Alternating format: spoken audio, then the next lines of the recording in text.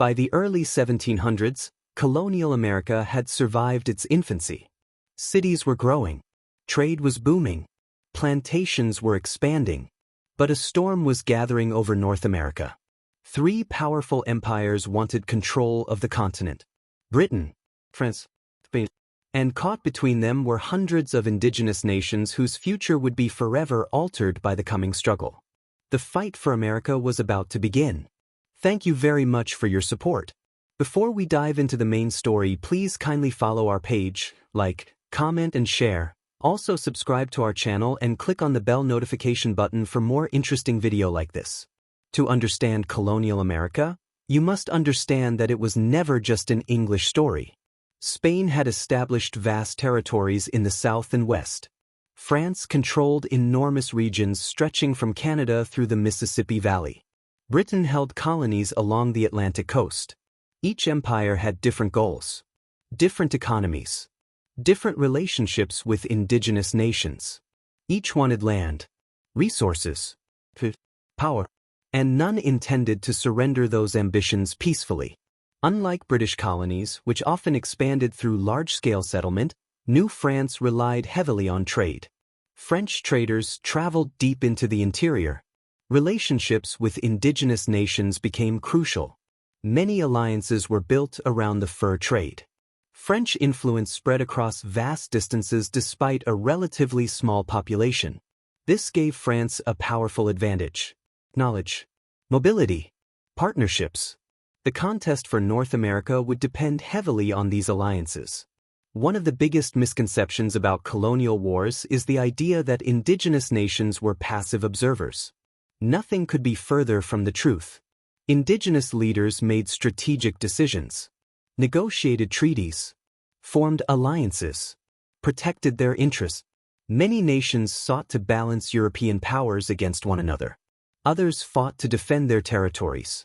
Their decisions often determined the outcome of conflicts. Without indigenous participation, colonial history would look very different. As settlements expanded, tensions increased. Land disputes multiplied. Trade competition intensified. Small skirmishes became larger wars. European rivalries crossed the Atlantic. Colonial communities found themselves drawn into conflicts that began thousands of miles away. Farmers became soldiers. Villages became battlefields. The dream of prosperity increasingly collided with the reality of war. Many colonial wars were not fought solely over ideals. They were often fought over trade routes, natural resources, strategic locations. Economic interests frequently drove political decisions. Behind speeches about empires stood powerful financial motivations. In 1754, tensions erupted into a conflict that would reshape North America. Known in the colonies as the French and Indian War, it formed part of a larger global struggle called the 7 Years' War. Britain and France fought for dominance. Indigenous nations became crucial allies to both sides. The conflict stretched across forests, rivers, and frontier settlements. When it ended, Britain emerged victorious. France lost much of its North American territory. At first glance, Britain appeared stronger than ever.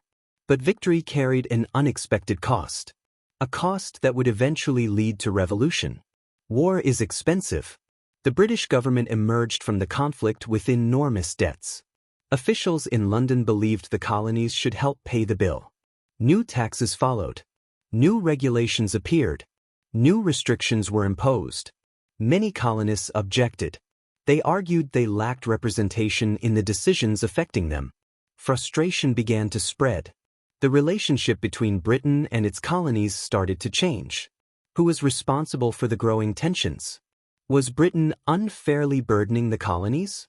Or were colonial leaders resisting obligations that came with imperial protection? Historians continue debating these questions. Both sides believed they were acting reasonably. Yet misunderstandings and mistrust grew stronger each year. The road to revolution was beginning.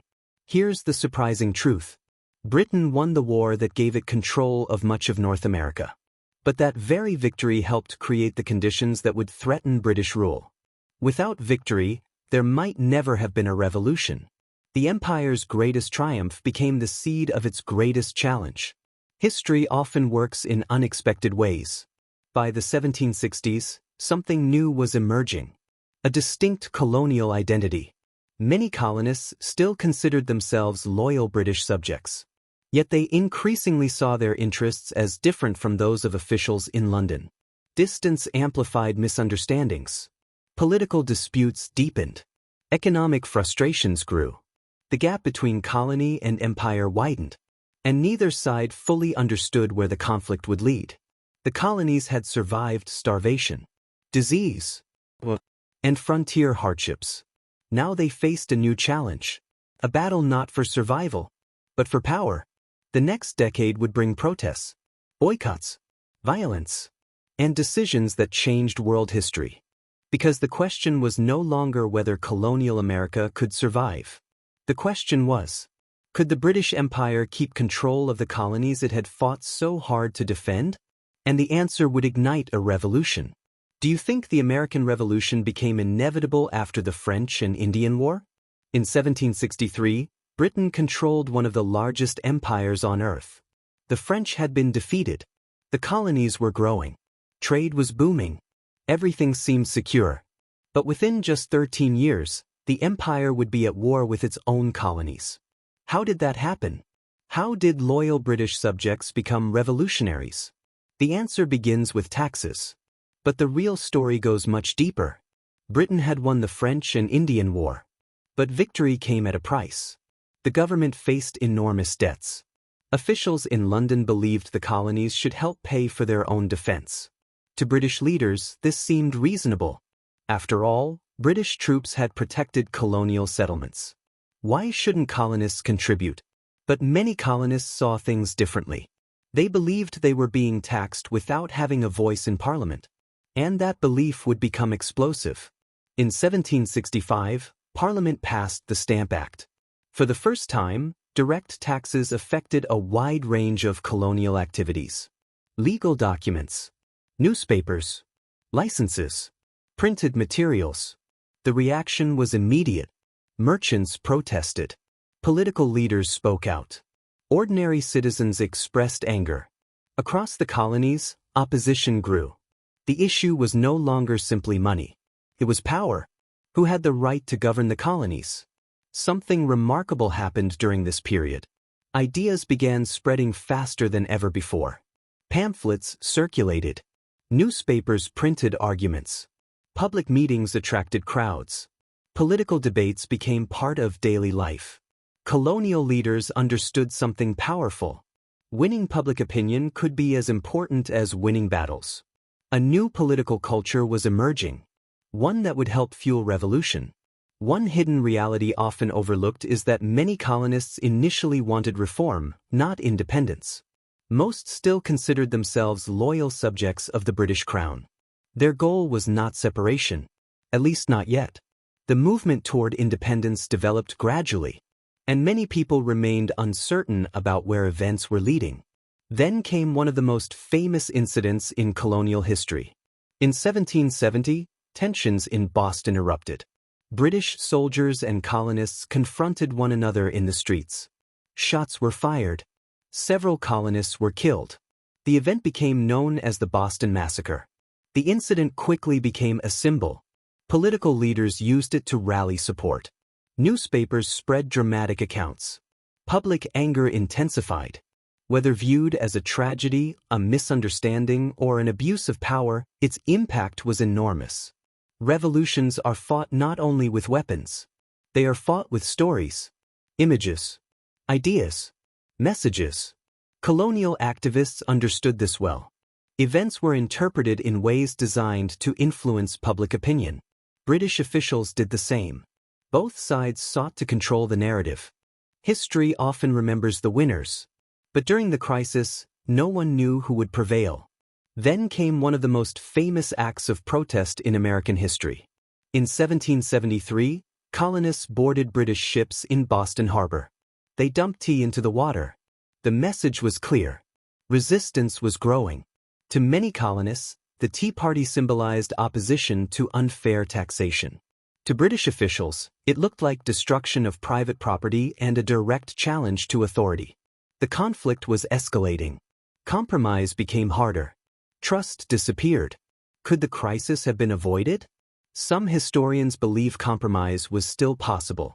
Others argue the relationship had already deteriorated beyond repair. Both Britain and colonial leaders made decisions that intensified tensions. The road to revolution was not inevitable. But with each confrontation, it became more likely. Britain responded forcefully. New laws were passed to punish Massachusetts. Colonial leaders called them the Intolerable Acts. Many colonists viewed these measures as proof that their rights were under threat. Instead of isolating Massachusetts, the laws united many colonies. Resistance spread. Cooperation increased. For the first time, colonies that often disagreed began acting together. A shared identity was forming. Here's the surprising twist. The British Empire did not lose America because it was weak. It lost control because many colonists came to believe they were defending principles more important than obedience. Ideas can be more powerful than armies. And once those ideas took hold, reversing them became nearly impossible. By 1775, tensions reached a breaking point. British troops moved to seize military supplies. Colonial militias mobilized. At Lexington and Concord, shots were fired. To this day, historians debate who fired first. But one thing is certain. The moment those shots rang out, everything changed. The argument had become a war. For nearly 2 centuries, the colonies had struggled to survive. Disease, starvation, conflict, expansion. Now they faced their greatest challenge yet. A revolution against the most powerful empire in the world. Could a collection of colonies defeat Britain? Could ideals overcome military strength? Or would the rebellion collapse before independence could be achieved? The fate of a continent hung in the balance. And the answer would change world history forever. In 1775, a group of colonies challenged the most powerful empire on Earth. Britain possessed the world's strongest navy, experienced armies, vast financial resources, global influence. The colonies had limited weapons, few trained soldiers, little money, and almost no chance of victory. At least, that's what everyone thought. So how did a rebellion survive? And how did an empire lose America? The answer is one of the most surprising stories in history. The first shots at Lexington and Concord transformed political tension into armed conflict. News spread rapidly throughout the colonies. Militias mobilized. Volunteers joined local units. Communities prepared for war. Yet independence had not officially been declared. Many still hoped for reconciliation. Others believed compromise was impossible. The future remained uncertain. No one knew how long the conflict would last, or who would ultimately win. As fighting intensified, colonial leaders needed someone capable of uniting the colonies. They chose George Washington. Washington was not selected because he was the most brilliant military strategist. He was chosen because he possessed qualities equally important: leadership, discipline, determination, political credibility. His greatest challenge would not be defeating Britain. It would be keeping the Continental Army alive. The Continental Army faced enormous difficulties: food shortages, lack of uniforms, limited weapons, inadequate training, poor funding, disease, desertion. At times, the army appeared on the verge of collapse. Many soldiers served under brutal conditions. Winters were especially devastating. Some marched barefoot. Others lacked proper shelter. Yet somehow the army endured. And that endurance became one of the revolution's greatest strengths. One hidden reality rarely emphasized is that many Revolutionary War deaths were caused by disease rather than combat. Smallpox and other illnesses killed thousands. Medical knowledge remained limited. For soldiers, surviving camp life could be just as dangerous as facing enemy fire. In 1776, colonial leaders took a dramatic step. They declared independence. The colonies were no longer simply protesting British policies. They were creating a new nation. The declaration transformed the conflict. The war was now about sovereignty. self-government, and competing visions of political authority. The stakes became far higher. Defeat would mean more than losing a protest movement. It could mean treason. At first, Britain seemed likely to prevail. British forces captured major cities. Their army was professional and experienced. The Royal Navy dominated the seas. Many British leaders expected the rebellion to collapse quickly. But they faced a problem. North America was enormous. Distances were vast. Communication was slow. Occupying territory proved easier than controlling it. The colonies continued resisting. The war dragged on. And Britain's challenges multiplied. In 1777, the war reached a critical moment. The Battle of Saratoga became one of the most important victories for the American cause. The British surrender shocked observers around the world.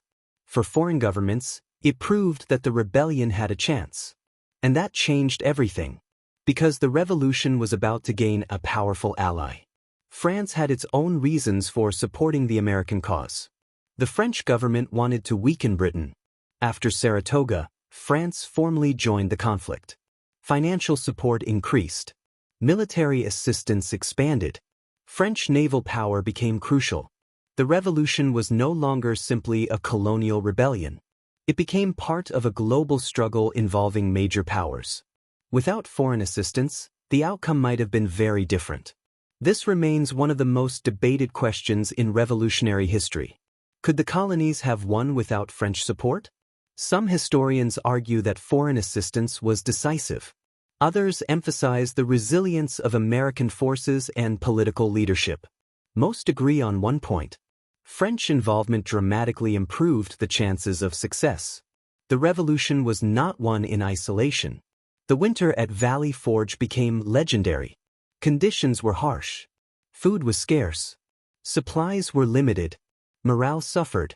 Yet the camp also became a place of transformation. Training improved. Organization strengthened. Leadership evolved. The Continental Army emerged more disciplined than before. Sometimes survival itself can be a victory. And Valley Forge proved exactly that. Here's the surprising twist. Britain did not lose because it was weaker. Britain lost because defeating an army and controlling a population are two very different things.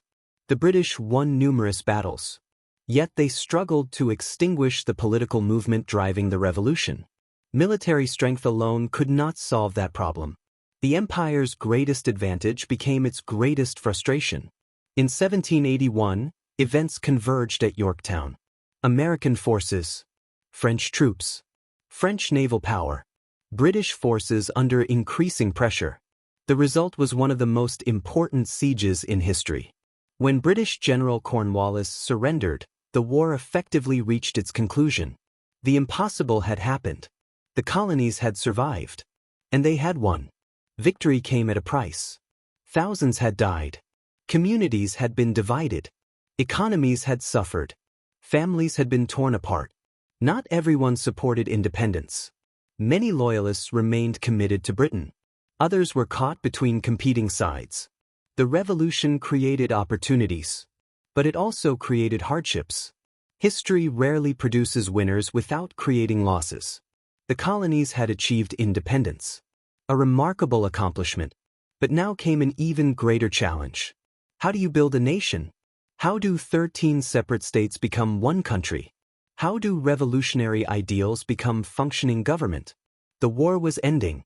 The experiment was beginning. And the future of the United States remained uncertain. Because the next battle would not be fought against Britain.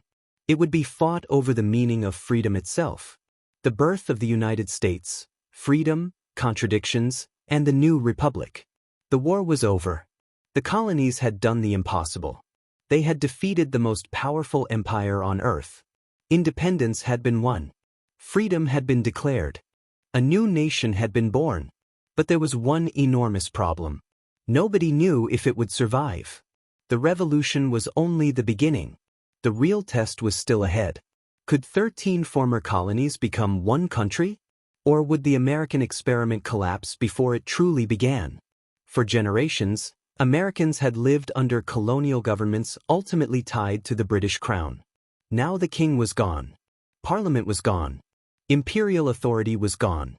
The colonies suddenly faced a challenge few people had anticipated. How do you govern a nation that has just rejected its government? The answer seems simple.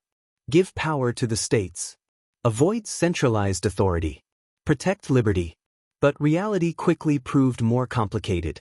America's first national framework became known as the Articles of Confederation. The Articles created a loose union of states. The central government possessed limited authority. Congress could make decisions, but enforcing those decisions proved difficult. The government could not effectively collect taxes. Its ability to raise money remained weak. Its ability to respond to crises was limited. Many Americans feared strong government. Yet the absence of strong government created new problems. The young nation faced uncertainty. Victory had not erased economic difficulties. War debts remained. Trade disruptions continued. Many farmers struggled. Inflation created hardship. Political disagreements intensified. The nation seemed fragile. Some observers wondered whether the United States would survive at all. The revolution had united Americans against Britain. Peace exposed divisions among Americans themselves. One of the least discussed realities of the post-revolutionary period is how uncertain America's future truly seemed. Today, the survival of the United States appears inevitable. At the time, it was anything but. Many nations expected the experiment to fail. History could easily have taken a different path. Then came a warning sign. In the 1780s, economic frustrations erupted into unrest. Farmers burdened by debt protested government policies. The uprising became known as Shays' Rebellion. Though ultimately suppressed, it alarmed national leaders. If the government could not maintain order, how could the nation survive? Many influential Americans concluded that major reforms were necessary. The Articles of Confederation were no longer enough. A stronger system would be required. In 1787, delegates gathered in Philadelphia. Officially, they intended to revise the Articles. Instead, they created something entirely new: the United States Constitution. The debates were intense. Delegates disagreed on representation, federal power, state authority, executive leadership. The future of the nation hung in the balance. Compromise became essential. Without compromise, the convention would fail. Without success, the nation might fracture. Many figures played important roles in shaping the Constitution. Their ideas differed. Their priorities differed. Their visions for America often differed. Yet they shared one crucial goal: creating a government capable of surviving.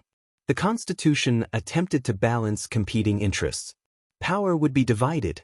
Authority would be limited. Checks and balances would restrain government. The result became one of the most influential political documents in history. Yet beneath the celebration of independence lay a difficult contradiction. The revolution spoke of liberty, equality, natural rights. Yet many people remained excluded from those promises. Women lacked political rights. Many property requirements remained in place. And slavery continued. This contradiction has become one of the most important subjects in American history. How could a nation founded on liberty coexist with systems that denied freedom to many? The question would shape generations to come. Historians continue debating the meaning of the American Revolution. Was it primarily a struggle for political independence? A movement for broader liberty? A defense of colonial rights? An economic conflict? The answer depends partly on perspective. What scholars generally agree upon is that the revolution transformed history while leaving important issues unresolved. Its achievements were remarkable. Its contradictions were real. Both truths matter. In 1789, George Washington became the first president of the United States. His leadership provided stability during a fragile moment. Many citizens trusted him. Foreign governments watched closely. The new republic still faced enormous challenges: economic policy, foreign relations, political divisions. The Constitution created a framework, but its success depended on people making it work. The experiment continued. Here's the greatest twist in the entire story of colonial America. The colonies did not survive because everything went according to plan. They survived because generation after generation adapted to crisis. Starvation, disease, political conflict, economic instability. Again and again, Americans faced challenges that could have ended the experiment. Yet the nation endured, not because history was inevitable, but because history remained uncertain. Every step forward carried risks. Every success emerged from struggle. When people look back at colonial America, they often see famous names: Washington, Jefferson, Franklin. But history was shaped by countless others: farmers, workers, merchants, mothers, soldiers, artisans, indigenous communities, enslaved people, immigrants, laborers. The story of America was never created by a handful of individuals alone. It was built by millions of lives, sacrifices, and decisions. Many remain largely forgotten. Yet their contributions mattered. Colonial America was not a simple story. It was not a perfect story. It was not a story of heroes alone. It was a story of survival, of ambition, of opportunity, of conflict, of ideals, of contradictions, and above all, of uncertainty. The people who lived through these events did not know how the story would end. They could not see the future. They only knew the challenges before them. And somehow, through hardship and struggle, they built a nation that would influence the world. But perhaps the most important question is not what colonial America became. The real question is, what lessons from its successes, failures, and contradictions still shape the world today? Because history is never truly finished. Its consequences continue long after the people who lived it are gone. And the debate over freedom, power, opportunity, and justice remains as relevant now as it was centuries ago. Comment below. What do you think was the most important turning point in colonial America's story? And if you had lived during that era, what choice would you have made? Subscribe for more hidden history, forgotten civilizations, historical mysteries, and untold stories from around the world. Thank you for watching. For more videos like this, please follow our page, like, comment and share. Also subscribe to our channel for more interesting historic fact videos.